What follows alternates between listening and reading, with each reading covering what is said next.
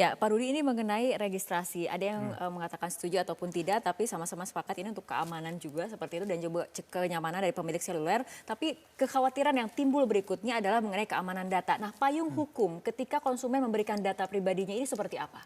Sudah dilindungi oleh Peraturan Menteri Kominfo tahun 2016. Jadi Desember tahun lalu kami mengeluarkan Peraturan Menteri tentang perlindungan data pribadi. Ya, Indonesia ini salah satu negara yang belum ada undang-undang perlindungan data pribadi, sedangkan negara-negara tetangga sudah memiliki. Jadi kita sudah masukkan ke prolegnas undang-undangnya untuk mulai dibahas nanti di tahun 2018. Namun demikian, kembali kita tidak perlu menunggu undang-undang, kita langsung keluarkan peraturan menteri dengan sanksi-sanksi administrasi tentunya kepada yang mengelola data ataupun informasi dari pelanggan. Oke. Dinamika khususnya di teknologi informasi teknologi digital berkembang dengan cepat luar biasa. Kalau kita pola pikirnya terlalu runtun, undang-undang dulu, PP dulu, kita terlambat. Jadi pembahasan undang-undang juga bersama DPR tidak bisa hitungan bulan gitu loh. Untuk merevisi undang-undang saja kadang-kadang kita juga perlu setidaknya 1 tahun. Jadi pemerintah posisinya tidak mau ada kekosongan. Setiap ada kekosongan kita isi. Karenanya tahun lalu Desember kami keluarkan peraturan menteri. Peraturan menteri itu hanya satu, regulasi tentang perlindungan data. Tapi kita yang harus kita lakukan juga adalah literasi, mengajak semua masyarakat agar care dengan data yang dimilikinya. Contoh misalkan ya, dari aspek cyber security, banyak menggunakan Yahoo, Gmail. Mungkin sudah 10 tahun. Kalau saya tanya kapan terakhir ganti password? Lupa. Pakai kartu ATM. Padahal di setiap selesai satu transaksi, di ATM di screen ditanya ganti PIN atau tidak.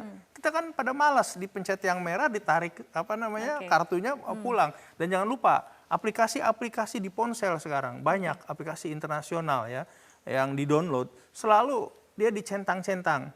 Dia menyediakan informasi kita ini tentang phonebook boleh diakses tidak.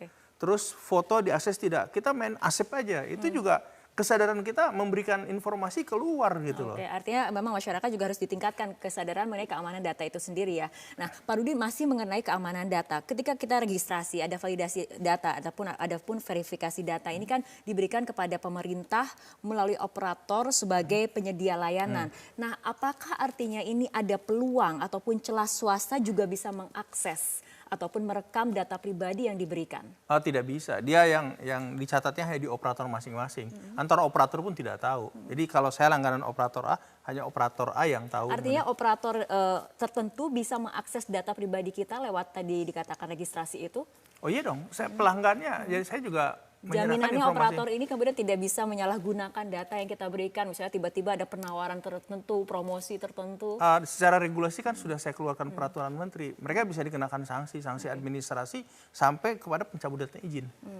Jadi lewat peraturan menteri itu sudah diatur bahwa data yang diberikan harus tidak dilindungi. Boleh disalahgunakan. Ya, bukan hanya disalahgunakan, harus dijaga. Dijaga pun sampai kapan, itu sudah diatur.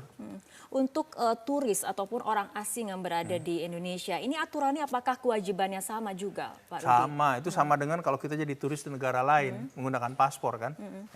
Sama ya. Nah ini juga pada saat kita registrasi, ada juga beberapa orang mungkin yang sudah registrasi tapi menemukan beberapa kendala. Misalnya gagal pada saat registrasi atau mungkin ada provider yang masih minta nama ibu kandung misalnya seperti itu. Ibu kandung tidak, hanya NIK dan nomor kartu keluarga gitu, hanya 2. Jika ada registrasi yang kemudian bermasalah seperti itu bagaimana Pak? Diulang aja, diulang aja. Tapi saya berdasarkan pengalaman, tadi saya cek datanya. Dari pengumuman tanggal 18 Oktober kemarin sampai tadi sudah 12 juta yang melakukan verifikasi gitu loh. Targetnya Pak? Harus ada 175 juta orang Indonesia yang minimal punya 1 ponsel. Kalau mereka menggunakan katakan 2 SIM card itu kan ada 350 juta. Tapi rata-rata 1,5 lah. 1,5 mungkin sekitar 250-an juta. Ya, itu target kita kan bulan Februari harus sudah berakhir selesai gitu. Nah, ini kan tenggat waktunya dari mulai besok 31 Oktober sampai nanti Februari 2018. Jika masih ada pelanggaran ataupun orang yang kemudian lewat dari tenggat waktu, apa konsekuensinya, apa sanksinya? Pak Rudi seperti